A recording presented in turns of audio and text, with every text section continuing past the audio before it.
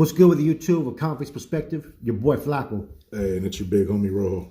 So today we're going to be discussing a whole different topic about a prison routine.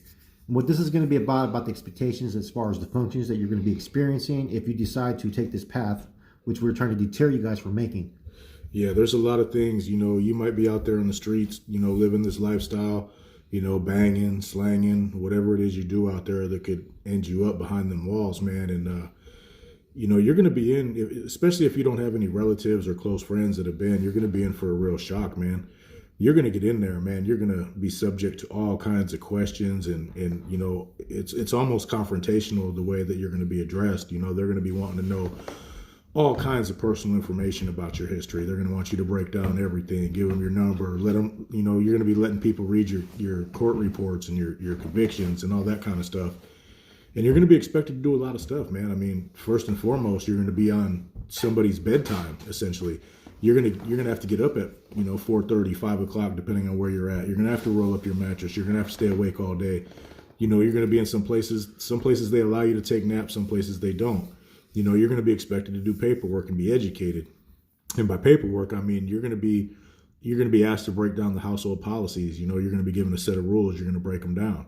You're going to be given like the bonds or any other little information like that. And there's going to be a minimum of 500 word essays about it, So not only are you going to be on somebody's bedtime, you're going to be somebody's student, and you're going to be expected to do what's asked of you.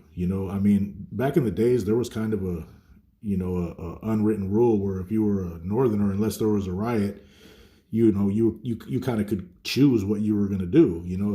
If stuff broke off, you had to participate. But nowadays, you're going to be asked to do things that before were only directed toward NR members or people who obligated themselves, man. So you think living that life on the street, hey, it's glamorous, you got money, you're slanging, you're rolling in the car, you're going to get in there, and none of that's going to mean nothing, man. You're going to be a number, and you're going to be a number to the homeboys too. You're going to get looked out for. You're going to get your basics. You're going to make sure, if you don't have no money on your books, you're not going to stink. You're going to have deodorant, soap, toothpaste, all that.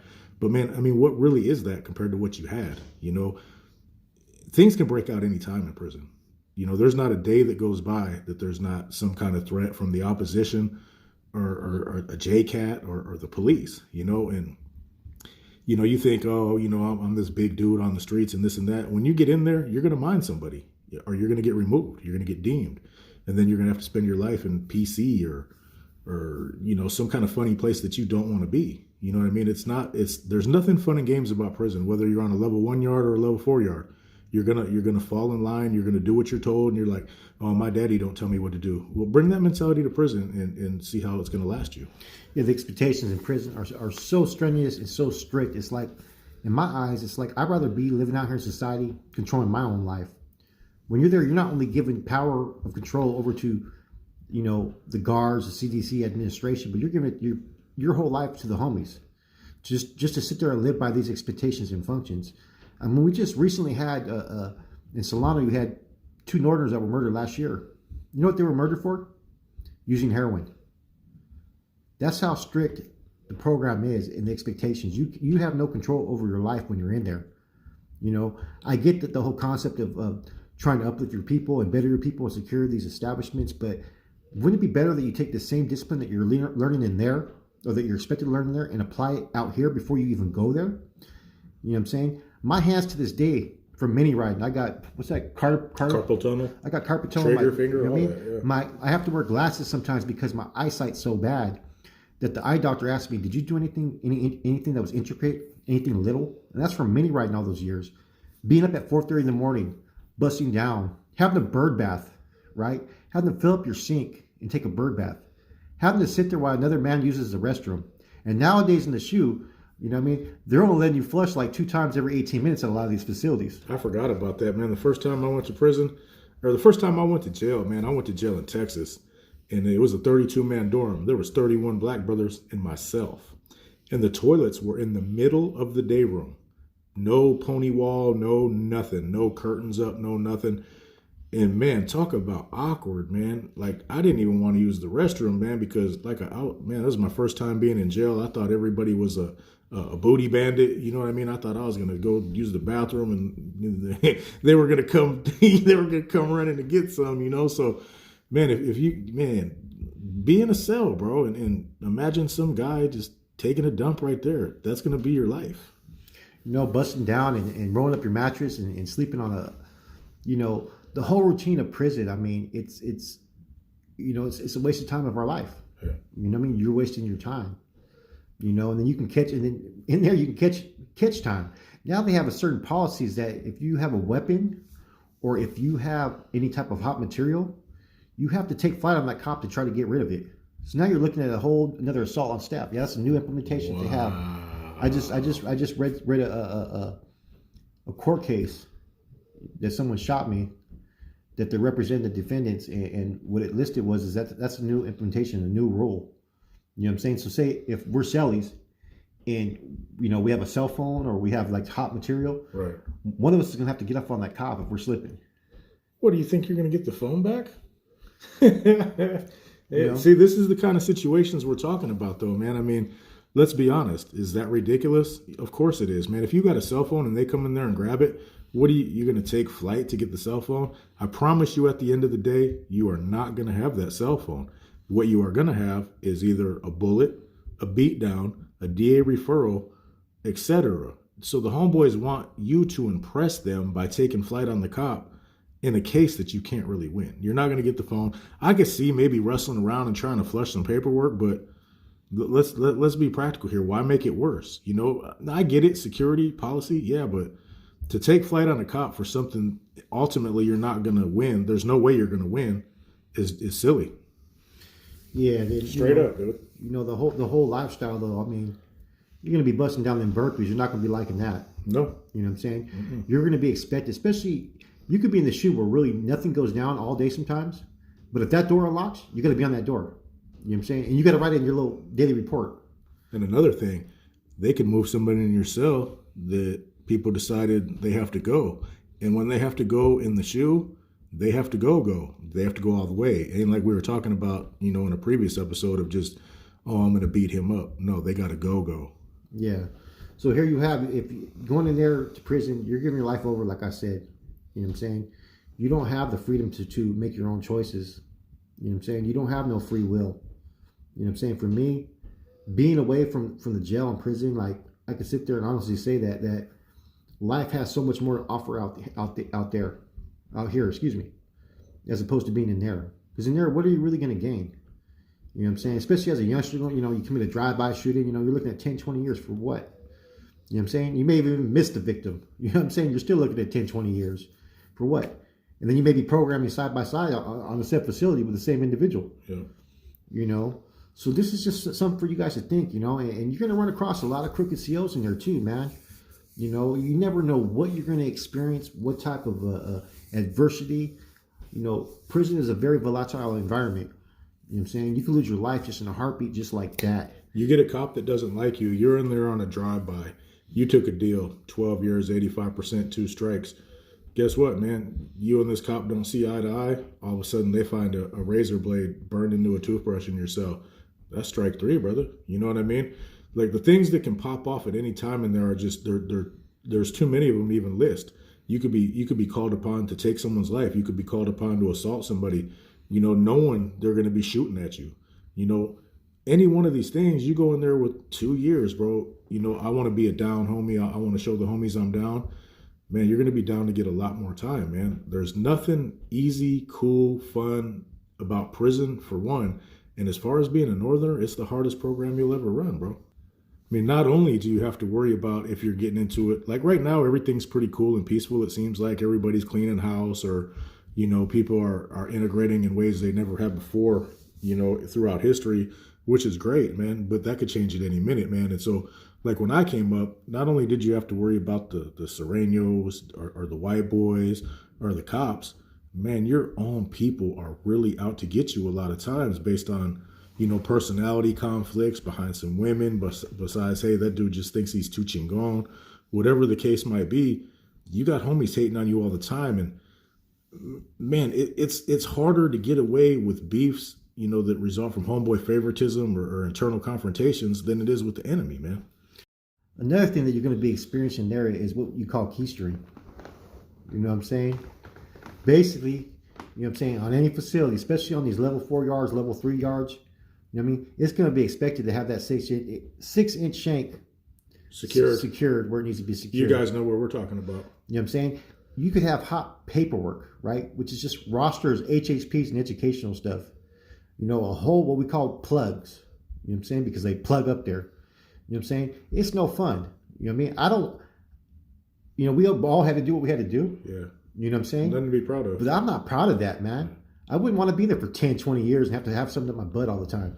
Yeah, I got a funny story about that. So I paroled from the Bay in 1996. Probably, I want to say it was October, and I was a Familiano already. And it was when they first started doing courtesy parole. So they, you know, 3 or 4 days before I'm about to get out, they shoot me to Solano. And I go to Solano, I believe the hole's building 10, Flaco? Yeah. So they sent me to building 10. There's a young northerner, Norteño, that's my cellie. And I get in there and I'm like, hey, pardon me, brother, but I gotta take some stuff out real quick, man. And he's like, he didn't even know what I meant. And I'm like, it's hard to explain. I'm like, yeah, I just need some privacy for a minute, youngster. You know what I'm saying? I'm like 20 years old, calling him youngster. He's older than me, but you know what I mean. Well, you know, I remove what I needed to remove and, you know, get it cleaned up and whatnot. And I take the little curtain down, you know, the little privacy curtain I put up. And I see the cellie, bro. He kind of looks at what just appeared out of seemingly thin air. And I kind of watched his expression. He kind of looked at it and kind of looked at me and looked at it and kind of had a look of shock. And I just remember thinking, man, this is embarrassing, bro. You know, I just pulled out some, you know, it sounds really messed up, man, but you guys got to listen to me, man. This is what you're going to have to do. You know, I brought home copies of the NF Constitution. I brought home a B&L. I brought home, man, kites and wheelers to certain individuals. And in retrospect, bro, when you look back on it, man, that youngster was probably like, oh my God, what's wrong with this dude, bro? Is he injured? And you know, that's just, you know, real talk, man. Like, man, for real, I really did that. You know, I look back on that. It's like, I remember the first time they said, hey, can you secure this? I'm like, what do you mean? And the homie's like, you know, and I'm like, I thought he was messing with me. I'm like, man, I didn't know what to say, dude. And I realized, you know, he was being dead straight up serious. And I'm like, well, if I say no, everybody else seems to be doing it. You know what I mean? I better not say no. I better just, you know, get me some grease and handle my business. You know what I mean? Yeah. When I was in Corcoran Shoe, I was in the same pod with the regiment commander at that time. So of course he has all reports. He had complaints against other NF members, different things, right? And so he had me holding 2 plugs. You know what I'm saying? And these were like 4 or 5 inch plugs. You know what I'm saying? And because of how hard our security is, I would have that up there 24/7. Except when you had to use the bathroom. Except for when I had to use the restroom. Yeah. And I had to rewrap everything, clean it up, and then re-put it back up there. Hey, and check this out. If you get some paperwork that's been secured, no matter how good it was wrapped up, when you open that up, it's going to smell like boo. Period. Yeah. You know, you're going to be smelling that. You're going to be touching it. You know, I mean, if even you think it, oh God, dude, yeah, I'm see, I'm glad I'm not there, but you know, it's a trip, dude. You guys are out on the streets. I'd never do that. Well, you get to prison and they tell you to do that. You got 2 choices. You're either going to do it or you're done. You know, and they would. This is what we would do sometimes, right? Especially when we were in the hole, like someone was in another facility, right? You would have it wrapped up and have it lubed. And then you rewrap that around that loop to where when you drop it, you can unwrap it and now you can give it to him for him to put it back up his. Real talk. That's the kind of stuff that you're going to have to experience, man. Or even passing kites that were in someone else's mouth. Hey, some other things you guys got to think about. Me and Flaco were talking about this outside earlier while we were taking a little intermission. Hepatitis, okay? Hepatitis C is a huge, huge issue in prison. And you're going to be exposed to it daily. With the, you know, the topic that we're talking about with securing stuff, you know, where nobody should have to secure stuff. Somebody accidentally uses the wrong razor. The clippers that everybody uses, the toenail clippers. If you're in like a controlled unit, you don't have access to your own. Tattoos, you know, a lot of these young guys go in there and they'll be like, I want to get tatted. And they just go to the homie cell. Man, do you know if that equipment was cleaned correctly? Do you know if that ink was, reused out of another container and poured back in? A lot of I got lucky. I never caught that stuff because when I first got in there, I'm like, I want tattoos. I thought I'm gonna go to prison. I'm gonna lift weights. I'm gonna get buff. I'm gonna get tatted. The punching bag, people punching on that thing, blood's on that thing. You punch on it. Man, you're around hepatitis and probably AIDS not as frequently, but you're gonna have a lot of places in close calls with where you could end up with some Hep C. Don't get me wrong, nowadays they can cure like 7 out of the 9 forms of it, man. But do you want to put yourself through that? What if you don't even know? I know people had it 15 years and then all of a sudden they had no symptoms and then, man, all of a sudden they're yellow, bro. They turn yellow, dude. I've seen it. I seen a dude, I went to the Bay with him from Quentin, good dude from Hayward. What is call him Green Eyes? You know what I mean? I'm not going to put his real name out there, but he found out he had it when he got there. Man, it made him drop out, bro. And he was a savage dude. He got all depressed thinking he's going to die. This is in the 90s. People don't really know a lot. But, man, think of the stuff some dude had inside of his body. And now you got to put it inside of your body. You know what I mean? If the cops come, man, you might have to put it in your mouth and swallow it. Because if you don't and they find out you had a chance to get rid of it and you got caught with it, that could get you hit. You know what I mean? At the very least, you're going to have some discipline coming. So just think about these kinds of things, man. These aren't things you'll be exposed to if you don't get yourself put in prison, man. And imagine how some people, right? They're in there for like 10, 12 years. They're in there for 8, they're doing a 12-year sentence, and they put in all this hard work just to decide, like, wow, this life isn't for me. Now their name's slandered. Now they're no good. Now everybody's talking trash about them after they've committed, like, for years and years of service, and they just got tired of living this life, man. And it happens all the damn time, man. And so the message I want to sit there and say, if you're with dysfunctions, you know what I'm saying? You're ready to catch life in there, you know what I mean? You're ready to put stuff up your butt.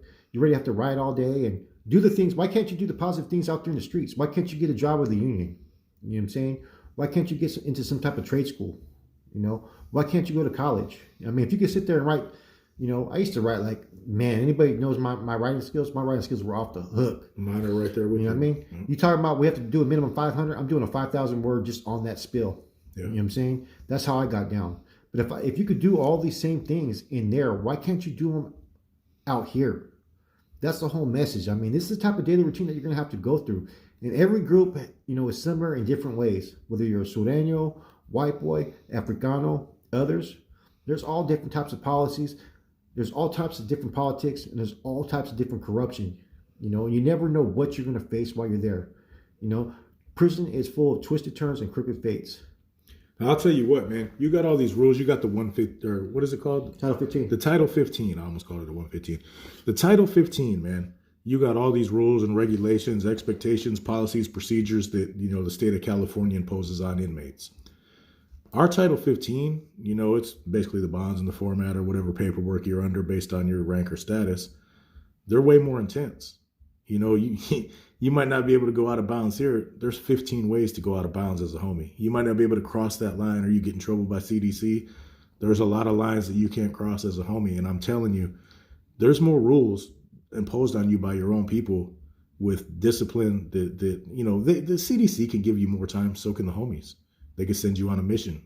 You know what I mean? It gets bad, man. And there's little things, a lot of homeboy favoritism. You're going to run into that. Me and Flacco have given many examples of it. There's going to be internal confrontation. There's going to be abuse of authority. You know what I mean? Not always. There could be places where there's cool homies. I've been there. You know what I mean? I've been there where there's been some awesome people. But I've been places too where you're getting deemed, man, these homies are 50 deep from this city. We'll say San Jose. San Jose is a deep car. I haven't seen them do it. You know what I mean? But then you might have a little car from Merced where, man, if you ain't one of the San Jose homies, you aren't gonna get that love first. If love's coming on the yard, it's gonna be bad. And you complain if the homeboy from San Jose's in charge, man, you could get deemed, bro, real easy because what would they call that? You're going against the grain. You know what I mean? So it's not, you got these homies that come out on the streets and, oh yeah, they try to teach you all these pro-prison politics things. Man, take it as a lesson from people who've done, man, I've done 14, Flacco's done how many? You know what I mean? Take it from us. We've been there through the top to the bottom, level 1 yard, level 3 yard, shoe holes. Nothing positive ever comes from this lifestyle. With that said, man, we're just gonna keep it simple, man. There's a whole lot more we could break down on this topic, man. But like I said, we're trying to also promote a message here, and hopefully those that maybe even live that life, they can realize, okay, I don't want to go back to that. Maybe those that are out there on the fence that just had a kid or something like that. Maybe you could sit there and reanalyze your actions before you start to take the same type of behaviors that led us down that same path. Because everything that we're talking about is no fun. For a little bit of instant gratification out there in the streets, recognition. Yeah. Put that ego to the side and do what's best for you. Yeah, and don't come to prison trying to earn a rep, because when you come in there talking loud and trying to be about it, they're going to send you on a mission. And it's not going to be a mission that you're going to be happy with, because except for a few really mentally unstable people, nobody wants to spend their life in prison. There are a few that they can't wait to come back to prison. They don't got a lot going on the streets, or, something's maybe not quite right in their head, but you come in there like you're the stuff, they're going to send you, and you're going to have to show them you're the stuff, and there's going to be consequences. Just think of those homeboys that are in and out the system, right? The same ones that go in there, they hold leadership positions, and they're trying to be disciplined and strict with you. You'll see that same homeboy 3 months after they get out, homeless, riding a bike, slamming heroin or smoking crank. Out there stealing catalytic converters. You know what I mean? And then they go in there, and they're supposed to be the one that's in charge of giving you directives, man. Yeah. It never made sense to me. Yeah, no doubt. So, reevaluate your life, man. If you think, being a homie is all this and that, man, I used to feel the same way until I experienced it for a lot of years. And it took me a long time after them years to even quit then. But take a word of advice now, man, you're not going to like it. There's nothing fun about it. All right, YouTube. Please hit the like and subscribe button.